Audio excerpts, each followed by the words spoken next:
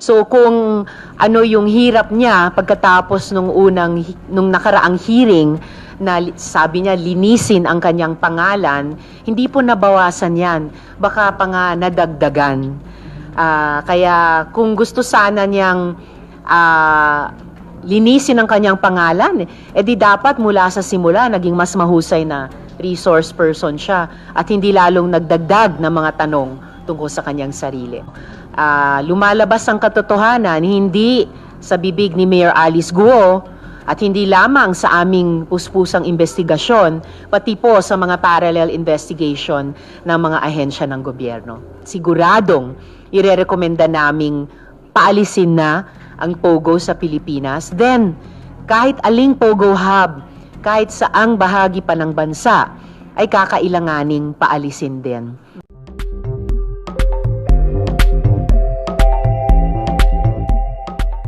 At alam po natin na hindi po natatapos itong issue na ito. And I know based on your messages, marami po nabitin doon sa ating previous discussion with Senator Sherwin Gatchalian regarding the ongoing investigation by the Senate regarding that big POGO hub na na-discover, na na-raid at least twice dyan po sa Bamban, Tarlac. So ngayong gabi, we invited again Senator Sherwin Gatchalian to shed more light on the ongoing investigation by the Senate dito nga po sa nabanggit nating issue.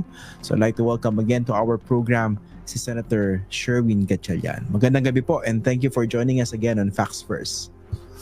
Thank you for inviting me, Christian, and thank you for having this opportunity. First off, kumusta pala? Dahil kayo nila Senator Risa Ontiveros yung talaga matagal na nakatutok dyan. No? I've been wondering, kumusta ba yung wala ba kayo natatanggap ng mga death threats dyan? Kasi malalaki itong mga binabangga nyo. Actually, yung naisip ko nga ito a few weeks ago dahil nga lumalabas na yung mga information. At ang mga kaharap namin dito, mga pugante, mga meron ng warrant of arrest sa ibang bansa, at malaki yung pera na pumapasok. Ito sigurado ako, 100% ako, na criminal syndicates ang nag-ooperate nitong POGO sa Banban at criminal syndicates yung mga nag-ooperate ng POGO sa ating bansa. Pumasok rin yan sa isip ko, no? Itong mga ganitong pagkadelikado. Pero so far, wala naman kami nakukuhang death threats at so far naman, maganda naman yung feeling na, at least maganda yung feeling ko, no, dito sa mga nangyayari. Pala sa analysis nyo ba? 'Di ba ang dami naman kasing POGO hubs or areas or operations sa buong Pilipinas, no? Sa tansya nyo po, ilan diyan yung talagang mga illegal at ilan lang diyan yung legit? Apparently meron na nabawasan to, no? From 200 to less than 50, mga 47 yata, no, yung pagbawas nila. Pero even out of that 47, marami pa rin yung mga illegal at marami pa rin ang nagpapatakbo mga sindikato. At napakahirap kasi, Christian, sabihin sinong legal o hindi dahil ang nangyayari, bibigyan mo ng lisensya pero sinasubcontract nila ito sa mga ibang gusto mag-operate dito sa ating bansa. Dito sa bagong regulation ng PAGCOR, wala nang subcontracting. Pero hindi naman nila na-check kung wala na talagang subcontracting. Ang nakita kong trend dito sa mga POGO, ginagamit nila yung lisensya para umakit ng mga magtatrabaho dito sa atin. At dahil pinapakita nila yung lisensya, sasabihin nila, ito legal to. Tapos magpo-post sila sa Facebook, job opening, gaming company in Philippines. So pupunta yung mga Vietnamese, pupunta yung mga Chinese. Marami Chinese kasi ang kliyente sa China. At kinukulong nila dito. Itong sa Banban, nung binuksan yung safe, ang daming passport na nakuha. Yan yung modus nila. Pag nandito na yung tao, kinukuha yung passport para hindi makatakas.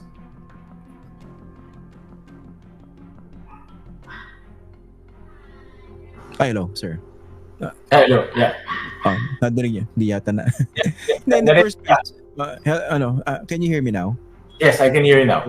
Ayun nga. Can you explain para sa mga hindi familiar sa operations na yan, bakit usong-uso yung yung human trafficking? Bakit kinukulong o dinedetain yung mga ganyang nationals? Yung pag-a-analyze ako dito dahil kagaya itong case natin sa Banban, legitimate pogo siya, may lisensya in Hongsheng at Zunyuan. Pero ang malaking operation niya, no, yung majority ng mga taong nagtatrabaho sa kanya, mga scamming ang ginagawa.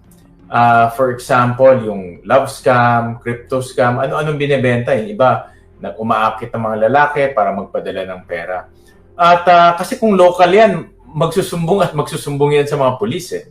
Kaya ang ginagawa nila, nakita rin namin to sa mga Facebook, sasabihin nila may trabaho dito sa mga third world countries, no? Sa Vietnam, sa Myanmar, sasabihin nila may trabaho dito, maraming magiging interested dahil ang taas ng sweldo. Pagpunta dito, susunduin nila sa airport, dadalhin nila, let's say, dito sa Bamban. At ikukulong na nila doon, so surrender na yung passport at hindi na makakalabas. Itong mga taong to, dahil hindi naman taga dito, wala silang kamag-anak, wala silang contact, wala silang cellphone. So, kumbaga, trap na sila dito. At yan ang nakita naming normal na modus operandi ng mga pogo na umaakit sila ng mga trabahador galing sa ibang bansa para pwede nilang ikulong dito sa Pilipinas. So basically, ano yan? It's more of illegal recruitment or talagang ano rin yan? Pasok sa tinatawag natin human trafficking. Oo. Human trafficking. Dahil yung sweldo na pinapost nila, napakalaki. At sasabihin nila, let's say, ang trabaho sa entertainment or ang trabaho sa, let's say, gaming company, no, casino. Pero pagdating mo dito, paparesahin ka magtrabaho sa scamming. At meron na kasi silang dekohon na. Nung pumunta kami doon, nakita namin may script na sila, dekohon na kung anong gagawin. Kaya itong mga Vietnamese, ang lolokohin nila, kapwa Vietnamese rin nila. No? So, ganun yung nagiging operations itong mga pogo. Ito sir, marami nagtatanong, no? Marami nagme-messages sa akin. A few years ago, meron din balita na yung isang malaking facility dyan sa Cavite ay ginawa na rin Pogo Hub, no? Meron magiging sakop ba yan na investigation nyo? Yung possible illegal activities din na pwedeng nangyayari din? Sa ngayon, alam ko yung tinutukoy nila, no? Ito yung Island Cove na makikita naman natin to lahat pag sumakay ka ng airplane papunta ng, lalo na papuntang south, makikita mo napakalaki, no, itong Pogo Hub na ito. Ito tingin ko pinakamalaki sa buong Pilipinas. Ang nangyayari sa mga huling Pogo raids, may nakakatakas, nagsusumbong at nagkakaroon ng raid, or merong mga tao sa embassy. Itong sa Banban ang nag-report dito, embassy At may nagre-report na taga-embassy at sinasabi na mayroon silang mga citizens na nawawala, na nandito. Kaya nag-activate yung PAOK o CIDG sa pagre-raid. Ngayon itong sa Cavite, Pogo Hub siya, wala pang official na mga report o wala pang official na mga sumbong na dumadating sa ibang mga enforcement agencies natin. Kaya hindi naman sila umaakto na mag-raid o gumawa ng ibang hakbang. Pero given our experience dito sa Banban Tarlac, no? Kasi mukhang nakikita ko rito breakdown sa regulation, no? So meron silang may legal cover sila, meron silang papeles granted by PAGCOR, pero mukhang nagkukulang yata dun sa pag-monitor. Of course, other agencies are involved, no? So ano ba pwedeng gawin dyan para at least makita naman, mas mapahigpit yung regulation and monitoring? Maganda yung punto mo, Christian. Talagang breakdown in regulation, failure in regulation, pwede man na rin sabihin regulatory capture. Dahil nga, kung nasundan mo yung first hearing, tinanong namin yung PAGCOR kung bakit pangalawa ito na na-raid. Ang sabi nila, high risk na itong Zunyuan, pero inalaw pa rin namin na mag-operate. At ako nakikita ko dyan dahil yan yung conflict of interest ng PAGCOR. Sa kabilang banda, nagre-regulate sila, nag-higpit, sa kabilang banda kumikita sila. Obviously, mas mabigat yung kita sa kanila dahil yan rin-report nila sa media, yung malaking kita. Kaya madalas pumipikit mata sila, madalas hindi nila hinihigpitan. I'll give you a very example. No? Ito bago lang to. Nag-investigate kasi kami. Yung isa sa mga presidente ng itong dalawang Pogo company, no? Yung Hongsheng at yung Zunyuan, yung presidente ng mga kumpanya nila, pinapunta ho namin sa tao namin, no, para tignan at kausapin. At natuklasan namin yung Hongsheng, yung presidente ng Hongsheng, isang market vendor sa palengke. At yung bahay niya, talagang makikita mo, simpleng bahay lang. Lumabas yung pangalan lang niya ginamit at yung address lang niya ginamit at linagay presidente siya ng kumpanya para mag-incorporate. At marami sa ganun, yung mga incorporators hindi namin mahanap. Inisa-isa namin. So, kung mahigpit ang PAGCOR, yung palang kailangan red flag na. Yung presidente ng company, market vendor, pero pinayagan pa rin nila mag-operate. So, talagang total breakdown and failure of regulation. At kung ganito pa rin ang setup natin with PAGCOR, yung conflict of interest nandiyan pa, huwag tayong aasa na maaayos itong POGO sa ating bansa.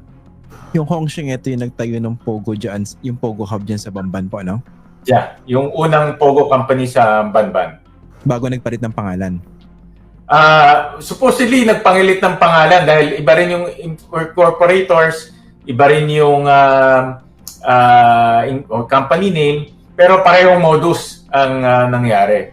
At kaya nakita namin na at pareho sila. Kung saan nag-ooperate yung una, doon rin sila nag-ooperate. Kaya parehong-pareho.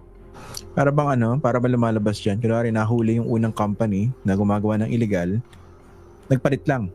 Kumbaga, another company took over pero doing the same thing. Na-detect rin ng PAOK. Ito nakita rin namin na marami dito sa mga mastermind, umiikot lang. Kasi hindi lahat nakakasuhan, hindi lahat nade-deport. Yung iba lumalaban sa korte natin. For example, itong Zun Yuan, may nakita silang personalidad dito na nandoon rin siya nung nag-raid sa Pasay. No? At nung na-raid yung Pasay, mayroon yung mga personalidad doon na nakita na nung nag-raid sila sa Clark.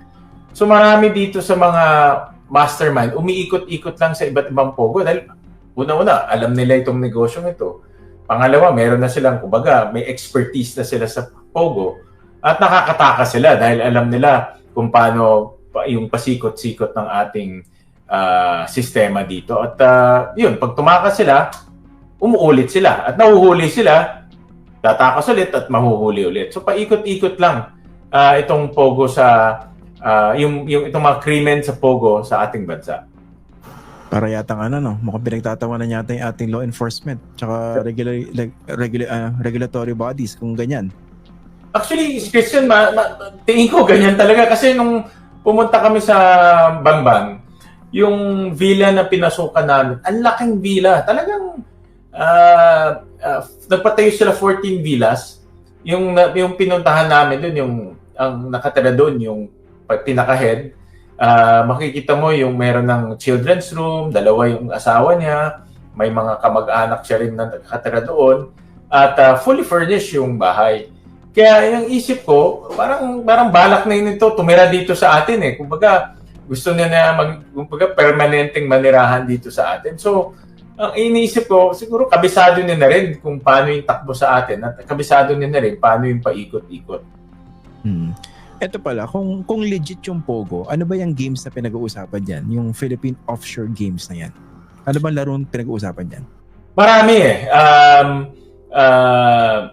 Christian, marami siyang games. No? So basically, yung basic nito ay meron siyang mga online games, merong video streaming, merong purely online, at yung parokyano niya, yung mga customer niya, galing ng China. Kaya marami sa mga nahuhuli o marami sa nabibiktima na agents, mga Chinese kasi marunong mag-Chinese.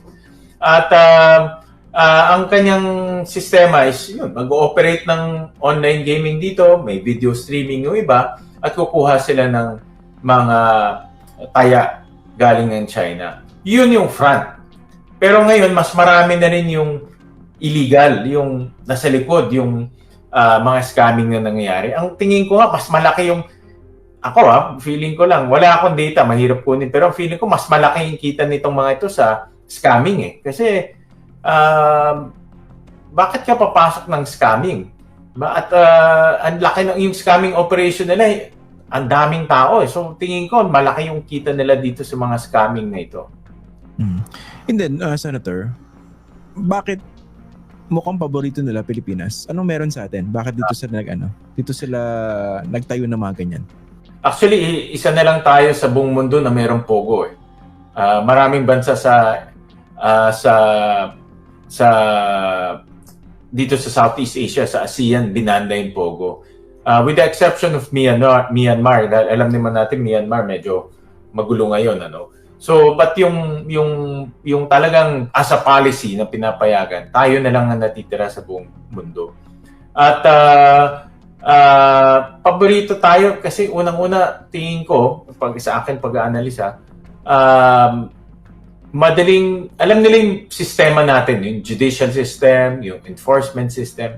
At pangalawa, may pera sila para manuhol at maglagay. Kung mahuhuli sila, alam nila na makakalusot sila maglagay. Kung at ginagawa nila manuhol para may protection sila kung mahuli sila. At alam nila yung sistema natin eh. At alam nila na dahil sa laki ng perang umiikot, mabuti na mag-invest sa mga magbibigay ng protection sa kanila para kung nahuli sila, makakatakas sila. So yun yung unang-una maluwag yung ating yung ating bansa padaling sa ganyan at madaling sukulan. Basically, yun ang reasons. Yan ang pag-aanalisa ko dahil doon sa information na nakuha namin sa mga enforcement agencies, may mga picture na pinakita, may mga evidence na itong mga operator ng Pogo, may mga connection na rin sa taas. At when I say taas enforcement agencies, hindi ko muna sasabihin ngayon because may executive session kami. But may mga information kami na marunong din sila mag-PR. No? Linalabas nila.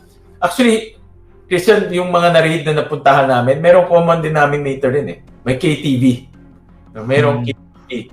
At tinanong ko nga yung PAOK bakit may KTV at nakita rin nila na maraming dinadala doon na mga enforcers, mga may connection. Nagpi-PR rin sila para alam nila may protection sila. Hindi kaya, Senator, masyado rin kasing na-encourage itong mga Pogo operators na to nung previous administration. Kasi bukas tayo, di ba? Especially sa China. Nag-umpisa, actually nabanggit ko nung huling interview natin na nakita ko kasi itong evolution ng Pogo eh. Nag-umpisa ito sa mga video streaming, naging yung tinatawag nilang video streaming at yung merong actual dealer at merong nag-stream tapos doon tumataya. Tapos naging online, naging marami ng forms at ngayon naging Pogo na. No? So, nakita ko ito even the time of President, I think, towards the later part ni President GMA. At nakita ko rin to sa time ni President Aquino. Pero nag-evolve na ito hanggang the time ni President Duterte at ngayon naging Pogo. So, like technology, nag-evolve talaga siya. No? At pero naging malala siya at nakita ko yung lakas ng loob niya towards the end of President Duterte papunta sa administration ni President Marcos. Parang pinasukan na talaga ito ng mga sindikato eh. Pero in terms of yung technology at yung concept, matagal na itong nandito. Ilan administration rin ang nagdaan na nandito na sila. Pero nga, bakit sa tingin niyo mas na-embolden sila toward the tail end of the Duterte administration? Was there something with the policy?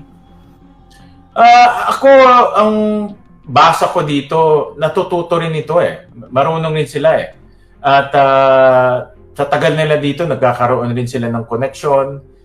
Sa tagal rin nila dito, alam na nila yung judicial system natin. Nasasabi ko judicial dahil isa rin common denominator na nakita namin dito, yung mga nahuhuli, may mga abogado eh. At itong mga abogado nila talagang alam kung paano silang palabasin at i-hold in deportation. Isa sa mga, pag nahuli sila, isa sa mga pinipigilan nila, ma-deport sila. Dahil pag na-deport sila sa China, death penalty ang pwede nilang abutan dahil very strict ang China pagdating sa illegal gambling. Pero dahil nalalabanan ng kanilang mga abogado, naiiwan sila dito. At pag naiiwan sila, nakabail sila, balik ulit sila sa dating nilang ginagawa. Okay. Puntahan natin, Senator, itong komento coming from a civic leader, si Teresita Angsi. Binanggit niya na witch hunt and nagkakaroon ng personal attacks yung ongoing investigation nyo dito kay Aris Guo at saka doon sa Bamban, Pogo Hub. Tapos, ayun nga, nagiging sideshow daw, nagmumukhang sarsuela. Ano pong sagot niyo doon? Christian, unfair naman na sinabi niya na nagiging sideshow, nagiging zarzuela. Sinabi niya rin na kulang sa research. In fact, unfair yun dahil katakot-takot na research ang ginagawa namin. Kahit na limitado yung information na ibinibigay, pero yung pag-a-analyze, yung pag-correlate, yung minsan pumupunta pa kami sa mga lugar nila talaga, kumukuha ng pictures at nakikipag-interview sa mga taga doon.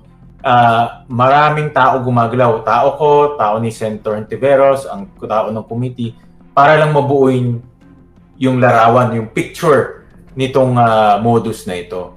Kaya nasaktan ako at masasabi ko na unfair yung kanyang statement. Dahil inumpisahan namin to sa Pogo, pero nung nakita namin na marami palang sangay ito, no, especially money laundering, in-expand ng committee yung investigation to include the other personalities. Dahil kung titignan mo lang yung Pogo at hindi mo titignan yung personalidad, hindi mo makukuha kung paano nangyari ito eh. For example, paano nakapasok to sa Banban? Ang laking investment to, Christian, 6.1 billion pesos. Bakit pinili itong sindikato na ito, Banban? Bakit hindi niya pinili Makati o hindi niya pinili Quezon City na mas maraming tao doon o mas maraming negosyo doon? O bakit hindi niya pinili Tarlac City, no, na mas highly urbanized? So may dahilan kung bakit pinili yung Banban eh. Hindi ordinary business decision yan. So we need to expand yung aming investigation to look at the personalities.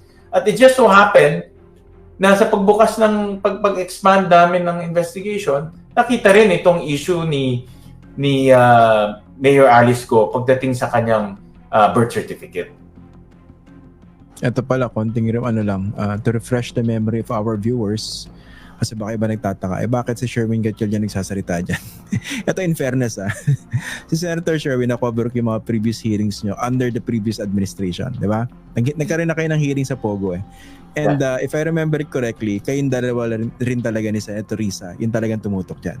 Am I correct? Well, two things, Christian. Unang-una, yung nag-file ako ng committee report to ban Pogo dahil yung analysis nga namin, the social cost outweighs the benefit. Ibig sabihin, mas maraming problema itong Pogo kumpara sa yung buwis na allegedly binabayad nila. That's number one. Number two, itong issue sa Bamban, nag-file tayo ng resolution para maimbestigahan ito. So, that's why nandun ako sa hearing because resolution natin yung kasama sa topic o kasama sa agenda sa pag-iimbestiga nitong issue sa Pogo. So, in short, kayo yung nagpa-imbestiga nitong latest raid sa Bamban, Pogo Hub, tama ba? Well, resolution natin at of course motu proprio ng chairperson, si Senator Risa is also against Pogo. In fact, siya yung mga unang pumirma dun sa committee report na i-final natin. Okay. Ito, nabanggit nyo na rin, no? It really boggles the mind, no? Bakit pinili itong Bamban Tarlac para mag-establish ng napakalaking Pogo Hub? Correct. Sa basa nyo, bakit pinili? Of all places, bakit Bamban Tarlac? Alam mo, kung normal na negosyante ka, kung nasa real estate ka, kasi sinabi na, I remember, sabi ni Mayor Go, may condominium, gagawa sila ng mixed-use development, condominium, may shopping mall doon. Kung ikaw ba, ang Banban is a second-class municipality. Pag pumunta ka doon, talagang probinsya siya, no? Probinsya, agriculture-based, malayo siya sa Tarlac dahil ang Tarlac is a city. Kaya magtataka ka, bakit gagawa ka ng ganung kalaking mall? Gagawa ka ng mga condominiums. Sino bibili naman ng mga condominiums doon? Hindi naman yung magsasaka bibili ng condominiums. Hindi naman yung mga magsasaka pupunta sa shopping mall. Kaya nagtataka kami, bakit doon? Bakit doon napili? Yun yung isang question na dapat tinanong ni Mayor Alice Go nung tinatayo ito o nung naging mayor siya na bakit dito sa Banban. At Christian, itong investment na hindi maliit, 6.1 billion pesos yung cost ng 37 buildings. Even for Valenzuela standards, napakalaki ito. Matutuwa kami kung pumunta yan sa Valenzuela, yung investment na yan. Hindi yung Pogo, yung investment na yan. So, may mga questions na dapat tinatanong ng isang alkalde. Dahil hindi normal na yung ganong kalaking pera na galing sa mga dayuhan, mga Chinese, na mag-i-invest sa isang second-class municipality. Hindi out of common sense yung mga ganyan na aktibidad. Based sa investigation nyo, hindi kayo pinakadahilan ay yung taong inimbestigahan nyo, si Mayor Alice Guo. Yun ang kaya namin in-expand, no? Christian, yung amin investigation. Kaya nga nung sinabi ni Ms. Teresita Angsil, masakit sa amin dahil parang lumalabas na may personal kami. In-expand namin kasi yun yung tanong, bakit nga sa Banban? Ano ba meron sa Banban na wala sa Tarlac City, wala sa ibang mga San Fernando City ng Pampanga? Bakit hindi doon? No? Yun yung mga tanong na dapat tinatanong. At kaya in-expand namin at tinignan namin mga personalidad doon. At nung pagtitingin namin sa personalidad, lumabas itong issue ng kanyang birth certificate. Commercial lang konti Si Richard, yung isang viewer natin, nagtatanong. Sabi niya, Christian, why aren't you bringing up Island Cove? Richard, mukhang late ka. Pinag-usapan niya simula. Ayan. Balik ka muna lang mamaya sa replay. Napag-usapan yan. Hindi tayo, baka sabi mo natatakot tayong pag-usapan yan, no? Palabas yan, Christian, yung Island Cove, ilang beses ko na rin nakita sa Facebook ko. Parang may mga memes na lumalabas about the Island Cove. No? So, I think nagiging trending na topic siya ngayon. Pero hindi mo magandang i-expand rin yung investigation niya kasi napakalaki niyan eh. Or do you need to really wait for, let's say, a victim to file a complaint? Tinitignan namin yung Pogo as a policy. Kaya nga kanina, in one of my interviews, nasabi ko nga na nananawagan ako sa ating Pangulo na i-ban na ang Pogo at wag nang tanggapin yung mga nagbabalak pa mag-set up ng Pogo dito. Dahil talagang under his administration alone, 6 na malalaking raids ang nangyari. Hindi malilit, Christian, mga libo yung mga nare-rescue at yung mga human traffic doon, libo rin. Kaya nakakasira ng imahe natin. In fact, pag pupunta ka ng YouTube, ang daming documentaries about Philippine Pogo. At nasisira tayo dito dahil sa ganitong hindi magandang negosyo.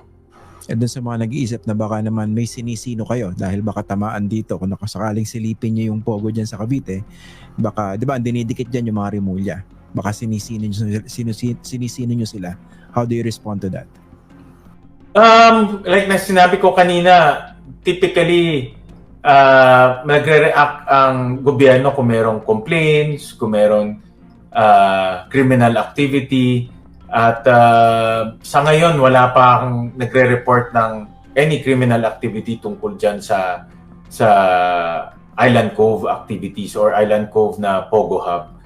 Lumabas yan sa mga discussion namin, pero hanggat may lumabas at mag-accuse na merong human trafficking o hindi siya maimbestigahan o walang pwedeng warrant of arrest or search warrant na pwedeng ilabas para maimbestigahan yan. Okay. Puntahan naman natin itong yaman ni Mayor Alice Guo. Ito nung ba ako naku-curious dito and I think marami naku-curious dito, no? Mukha ba simple lang yung buhay niya, no? Lumaki siya sa farm pero if I'm not mistaken, 16 vehicles siya naka-register under her name. Tapos merong helicopter na nasa process pa ng pagbebenta. Tapos pag tinignan yung mga photos ng social media, designer clothes, no? Mukhang tinalo pati kayo, I mean, ano ba sumbok niyan? Saan galing ang yaman niyan? Doon sa kanyang salin, meron siyang share sa Balisin. Kaya ikaw ba, kung ordinaryong tao ka, meron ka bang share sa Balisin? Di ba? Balisin is a high-end resort. No? So, malayong sinasabi niyang simpleng tao siya. Pero yung kanyang lifestyle, ang layo.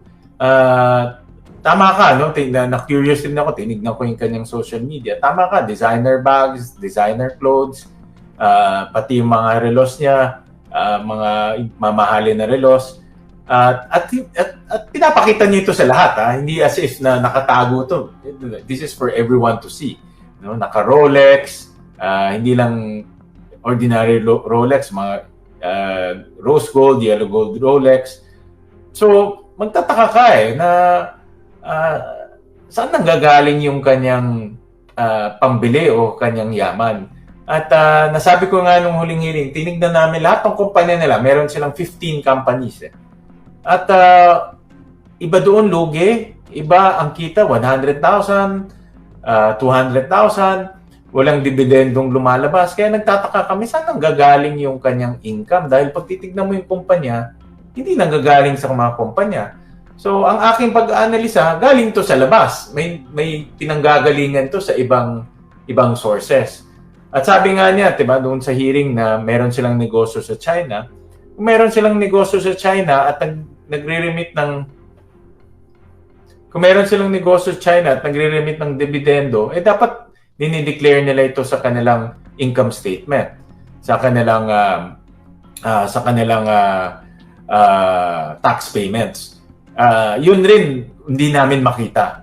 So kaya in-expand namin yung investigation dahil maraming questions na hindi masagot At hinahanap namin kung sino ang pwede makakasagot doon at anong dokumento ang magpapatunay. Doon sa sala niya, Senator, magkano naka-declare? Yung huling sala na nakita ko, ang assets is about 300 million. Pero meron siyang liability about 150, I think mga 150 million yung liability niya. So ang net worth is about 100 to 150, more or less. 100 to 250. Malaki pa rin, no? Yung net worth niya. Malaki pa rin yung net worth niya. Malaki pa rin. Kasi ito isa sa mga frustration ng mga sumusubaybay diyan sa mga ganyang pagdinig, no? They want something to really come out of this. Although alam po natin na yung ginagawa ng Senado in aid of legislation yan. But nothing stops you from recommending criminal charges. Diba? Pwedeng pumasok dyan eventually in BAR and other agencies of government. So far, sa takbo na investigasyon, ano ba yung nakikita niyong pwedeng puntahan niya when it comes to criminal liability? Well, in terms of legislation, nakita ko na napakahina yung ating process of getting birth certificate. Talagang defective. Pwede kong sabihin, defective yung pagkuha dahil napakadali. I-declare mo lang kung sino ka, isusulat na sa birth certificate mo at instantly, Pinoy ka na At talagang dapat i-revisit yung proseso natin at batas na nagmamandato ng birth certificate at we have to revisit the entire process. Nakita ko malaking loophole at ginagamit to ngayon ng mga hindi maayos na tao. So that's number one. Number two, yung criminal, yung money laundering dapat tignan. Ito bagong aspeto to na nakikita ko Hindi ko nakita to sa ibang mga raid. Pero nakita ko ito dito sa Banban, itong money laundering. At dapat ginagawa na naman ng AMLAC yung pag-iimbestiga at tinitignan nila kung saan nanggagaling yung pera. Okay, can you elaborate on that? Yung paano nagagamit itong Bamban Pogo Hub para maglinis ng maduming salapi? Actually, matagal kong iniisip to, Christian Dahil nung tinitignan namin yung papel, for example, yung Baofulan na pagmamayari ni Alice Guo nung bago siya maging mayor, ang assets lang 1.2 million. So, ibig sabihin, hindi nanggagaling dyan yung pagtayo nitong Pogo Hub sa Banban.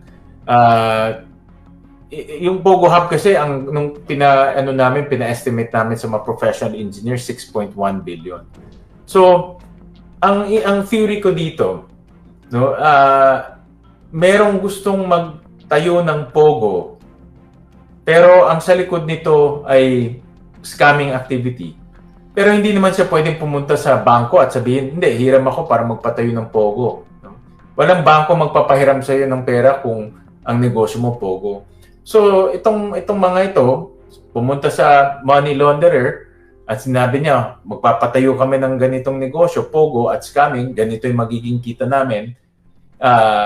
ipasok mo, tulungan mo kami sa pagpapatayo. Kaya nakita namin may ibang source na na pumapasok yung pera, may ibang financier ang nagpa-finance.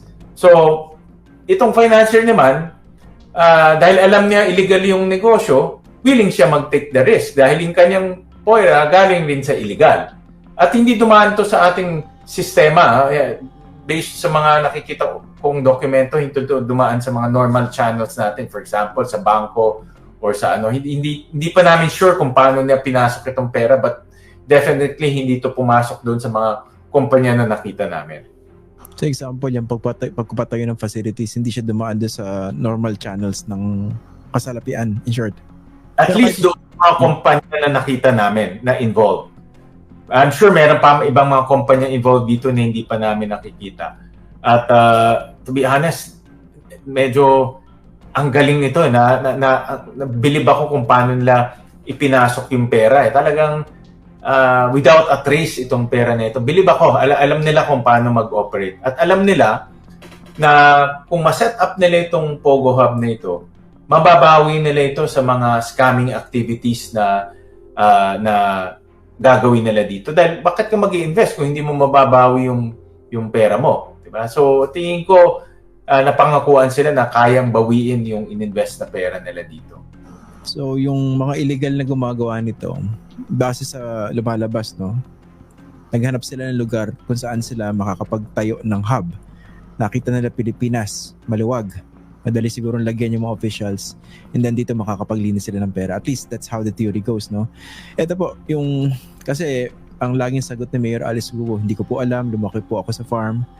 I mean, how can she feign ignorance or innocence regarding this? Can you explain yung connection niya dito sa Baofu, yung connection niya rin sa kumpanya, tsaka dun sa lupa na pinagtayuan nitong Pogo Hub? Actually, yan ang kanyang press statement. Pero if you look at the documents, unang-una, siya ang presidente ng Baofulan. Ang Baofulan ang bumili ng lupa at ang Baofulan ang applicant sa mga building permit in the municipality of Badban. Pangalawa, on record, siya rin nag-apply nung letter of no objection ng Hongsheng. Yung Hongsheng, ito yung unang Pogo company na na-raid. At nakita rin namin na across, lumabas to sa hearing, no? Ito, linabas to ni Senator Risa, na yung family business ni Alice Go, no? Yung QJJ companies, yung accountant doon or yung contact person doon na isang taong pangalan ay Nancy Gamo, present rin sa Hongsheng, present rin sa Zunyuan. So, makikita mo yung connection. Family business sila, andito si Nancy Gamo. Doon sa Zunyuan, Hongsheng, andito rin si Nancy Gamo. Present siya from the Guo family business to the Pogo company. Siya yung common denominator doon. I'm sure it was an oversight on their part. Tingin nila siguro hindi sila mahuhuli. But that person puts them together. No? At that person ties the illegal activities to the Guo family businesses. Papatawag niyo po ba yan? Kailangan ipatawag yun. Ako papatawag ko yun dahil ito yung link eh. Kumbaga, ito yung link sa mga illegal activities and also sa Guo family. At sasabihin ko Guo family because yung si Nancy Gamo is the contact person for the Guo businesses eh. Kaya again, we need to expand yung sino yung mga shareholders ng Guo family business. Kaya hindi namin pinapersonal yung mga personalidad doon. Sila yung nakasulat doon sa dokumento na kailangan namin i-expand yung investigation. Hindi kaya kasi isa rin sa madaling pagbasa rito, base rin sa mga lumalabas, involve si Mayor Guo doon sa Pogo operations kahit sinasabi niya na hindi na siya nakialam, hindi niya alam yung nangyayari dyan kahit malapit lang yung Pogo Hub sa munisipyo. What do you think? Yan ang kanyang storya pero hindi yan yung dokumento eh. Presidente ka ng kumpanya eh. Hindi mo pwedeng i-claim, hindi mo alam anong yung nangyayari. At yung dokumento, ikaw yung nag-apply eh. Ikaw yung nag-apply in behalf of Hongsheng. So, kung ikaw yung nag-apply, alam mo rin kung ano yung pinapasukan mo. Hindi mo pwedeng sabihin na hindi mo alam eh. No, for example, pag inutusan ka ng isang kumpanya na i-apply mo ito, siyempre gusto mo rin siguraduhin na itong kumpanya legitimate ito o hindi. Baka sumabit ka eh. Diba? Yan ang dapat ingatan ng ating mga kababayan, mga kasamahan natin, lalo na mga professionals, na hindi porket babayaran ka, wala kang liability. Baka sumabit ka dahil pag yung mga tinutulungan mo involved sa drugs or pogo or anuman illegal activities. Tsaka ngayong lumalabas yung isa sa mga incorporators ng Baufuland, yung si Zhang Ruijin, convicted pala. For money. Laundering. Correct. Parang they buy that hindi raw niya alam. Tama ba? Ang sagot niya dyan, nalaman niya nung sa Senado na. Or ginugol niya, I don't know exactly. Pero she was feigning ignorance yan or she was denying knowledge. Christian, ang Baufulan may 5 incorporators. Siya, mayroong isang tao na ang apelido ay Carion. Yung 3 ay mga fugitives at may mga kaso sa iba't ibang bansa. 3 out of the 4 partners niya may kaso. Diba? Parang sobrang naman. Pero mo, 3 partner mo, puro may kaso. In 2, nakulong na for money laundering. At hindi mo alam. Diba, kung ikaw ay negosyante, pagpapasok ka sa isang negosyo, gusto mo kilala mo yung mga partners mo. At least, kilala mo na mga credible to. Or else, pag may mangyari, sabit ka talaga. Yung lupa, yung lagi niya binabanggit na lumaki siya sa farm. Ito, may mga nagpapatanong din, si Lori Grande. Na-establish niya ba kung totoo yung farm na yon? Or kung totoo man, paano napag-may-ari ito ni Alice Guo? Yun ang iniimbestigahan namin ngayon. Again, doon sa kanyang mga financial statements, hindi namin makita doon eh. So, kumukuha kami ng iba pang dokumento kung ano yung mga nakapangalan sa kanila. To be honest, hindi namin makita sa mga financial statements na dineklara nila sa SEC. Pero ngayon, bago pumasok yung issue ng Pogo, na-establish niya ba or meron ba kayong idea kung paano nakapag-amas ng ganong yaman itong si Alice Guo? Well, akin ang personal analysis ko may connection to doon sa money laundering na pumapasok. No? Siguro tingin ko mga kaibigan niya yon, may connection na doon, business partner siya doon. Well, obviously business partner niya yung 2 money laundering sa Singapore. As to ano yung exact relationship nila, hindi ko pa ma-establish ngayon dahil walang paperwork. Pero sigurado ako related sa money laundering. At related. Kasi kung titignan mo lang yung mga local business nila, yung embroidery, yung farm, hindi ganun kalaki yung kita eh. Ibang taon, lugi pa eh. Ito sir, may nanonood sa atin. Importanteng tao ito. Mamaya ko nasasabihin kung sino siya. Pero meron siyang mensahe para sa inyo. Sabi niya, don't fall into the PR trap of, quote, diverting the spotlight and switching on the house lights, end quote. Naku, gustong-gusto ng PR team ni Mayor Guo, yan, kapag nalihis ang issue away from her and to the bigger issue of Pogo, anti-China sentiment, etc. Keep the spotlight on her. Keep treading on the right path, Senator Win. You're doing a fantastic job. Ang nagsabi po niyan, si Alan Herman. Mahilig manood to, hindi ko alam kung bakit eh. Napapala siya sa program eh. May fans ka, mga fans ka. Yun ang may follower. Niya yan.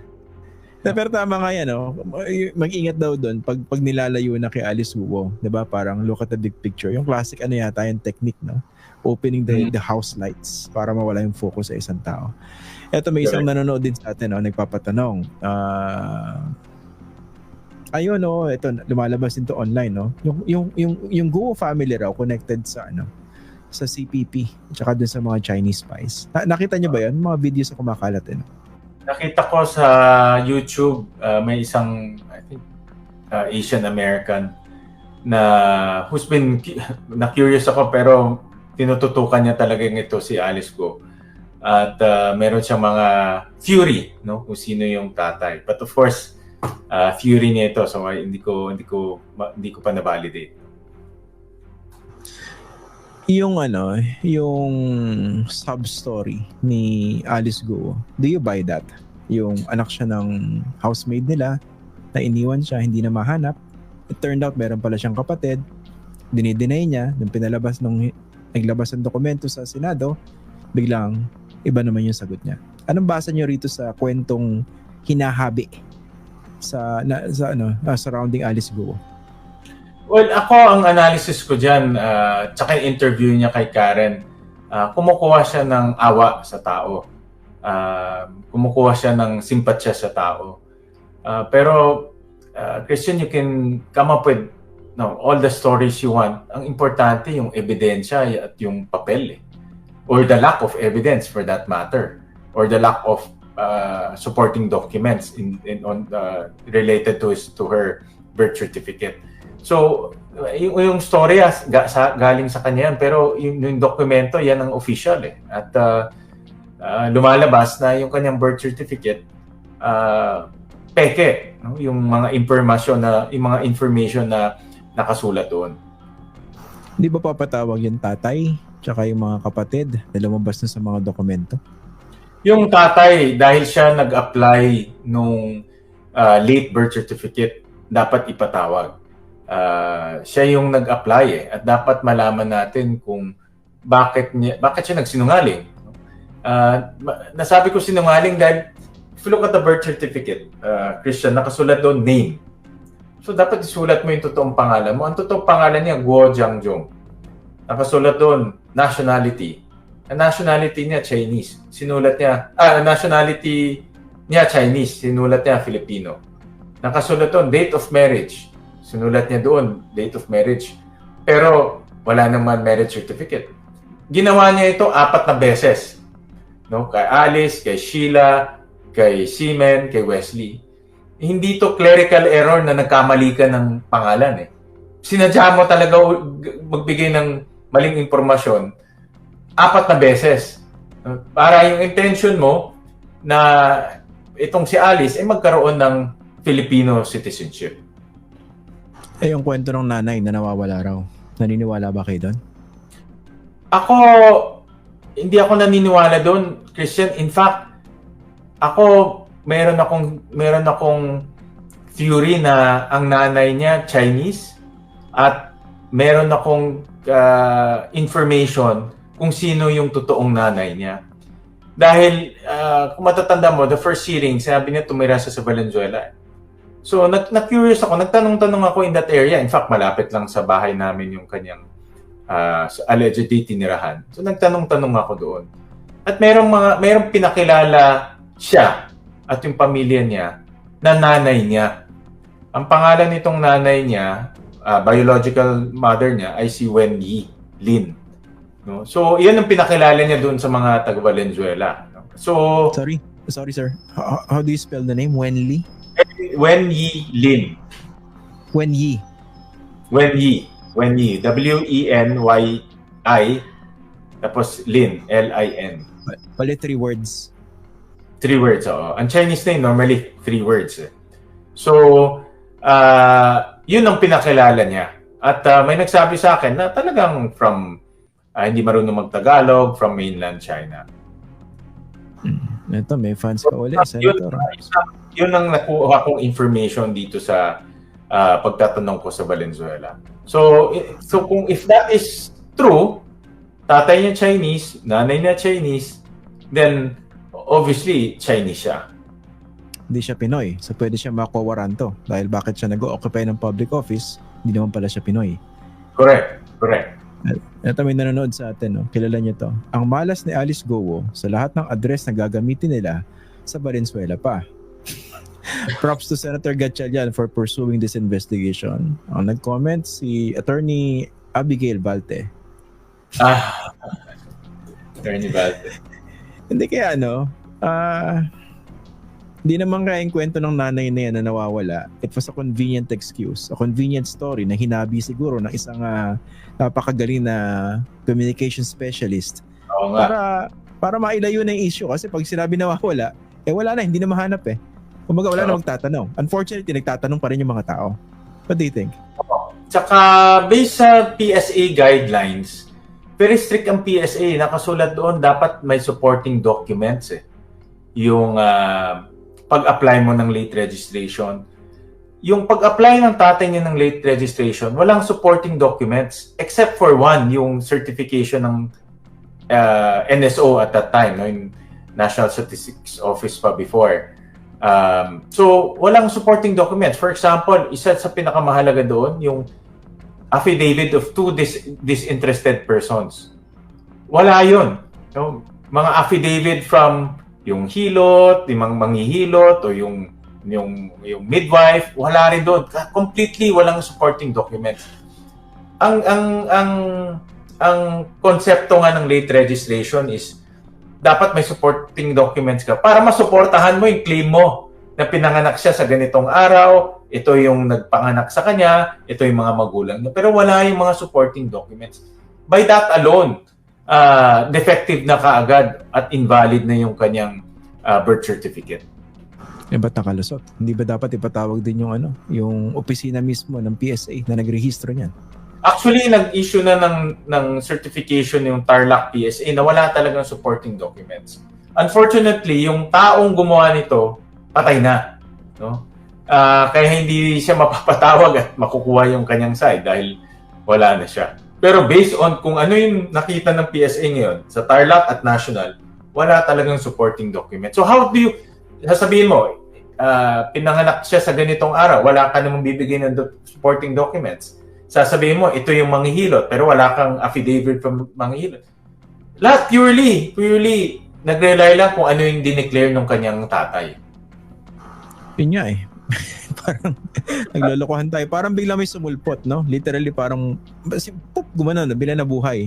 Nagkaroon ng birth certificate. And that can be very dangerous kasi doon nagsimula lahat, di ba? Sa dokumento na yan. Actually, Christian, according to PSA, meron na silang in-investigate na 300 cases, the same cases like this, na spurious birth certificates. Of the 300, mga 60 plus mga foreigners. No? So, in other words, may mga foreigners talaga na, o sindikato man lang siguro sa loob ng PSA na alam kung ano yung butas at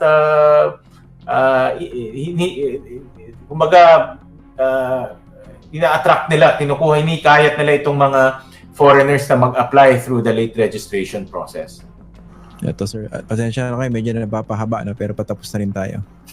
Ito may nagpapatanong, hindi ba ipapatawag si Teacher Rubilin na mukhang napakagaling na teacher ha? Ewan ko nga, totoo si Teacher Rubilin eh. Wala tayong apelido so we cannot check the PSA. Wala rin birthday kaya hindi natin malaman. Pero magaling magturo, di ba? Para ma-educate ka ng ganyan, di ba? Magaling sa negosyo. Medyo iba yun. Di ba kayo naiinggit kasi nag-aaral pa kayo sa mga magaganda eskwela pero tinuruan lang ni Teacher Rubilin, no? Tsaka hindi pa alam kung ano yung provider ng homeschool, di ba? May provider yan di ba? Yeah, meron. And you have to register with your local DepEd. Ang konsepto kasi ng homeschool, allow ng homeschool, pero sasabihin mo sa DepEd, your local division, na nag-homeschool ako, pag natapos ako, pwede ako mag-equivalency test at bibigyan mo ako ng diploma para pwede ako mag-college. Dapat i-rate sa local division mo. Ito sir, medyo malapit na tayo matapos, no? You filed another dito? Resolution ba ito? Seeking the ban on POGOs, no? Tama? Oo. Yung batas. Pero hindi ba yan din yung recommendation nyo during the previous administration? Ano nangyari din sa recommendation ng komite para i-ban yung POGO? And ngayon, what do you think? Would it be any different?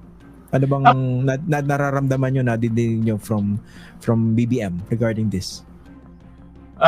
Itong final ko, just to give context, no? Itong final natin is to repeal yung taxation ng POGO.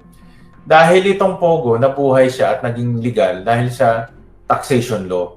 Dinefine kung ano yung POGO doon, naglagay ng taxation, at obviously, tinatax mo siya dahil sa ng batas, legal siya. So, ang theory ko, pag tinanggal yung taxation na yan at tinanggal yung legal basis ng POGO, magiging illegal na siya.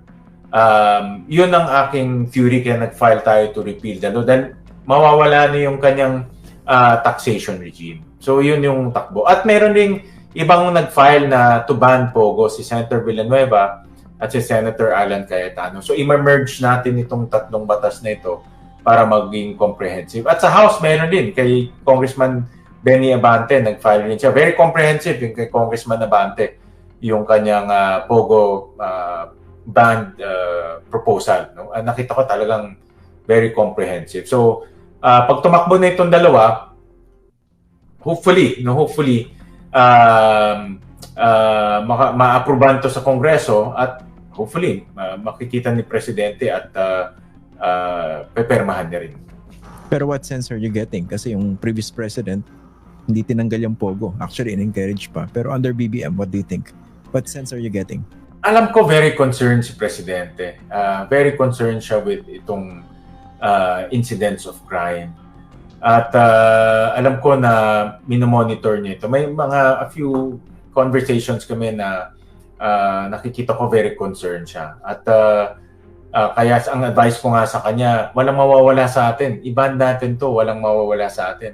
Mawawala yung binabayad na kita, pero yung kita na yun, galing yun sa maduduming paraan at galing sa krimen. No? Parang kumikita tayo, pero sa kabilang banda, yung kita na yun galing sa mga sindikato na pumupunta dito at gumugulo yung bansa natin.